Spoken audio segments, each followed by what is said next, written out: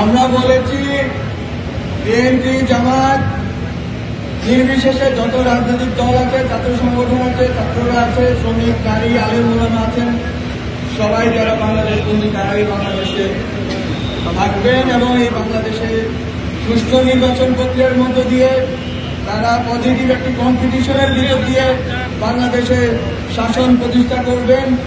বাংলাদেশের জনগণের বৈষম্য এবং বৈষম্য বিরোধী এবং শাসন ব্যবস্থা কায়েম করবেন। বাংলাদেশ বন্দী তাদের মধ্যকার নির্বাচন হবে।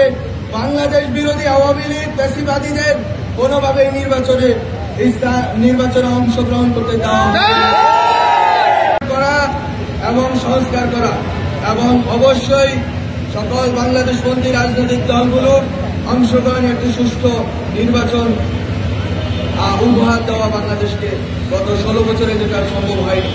আমি আজীবনবাসীকে আবারও ধন্যবাদ জানিয়ে সরকারের সাথে এবং বাংলাদেশের জনগণের এই দীর্ঘ লড়াইয়ের সাথে ঐক্যবদ্ধভাবে অবস্থান নেওয়ার এবং যখন ডাক করবে আবারও রাজপথে নেমে আসার জন্য আহ্বান জানিয়ে সবাইকে ধন্যবাদ জানিয়ে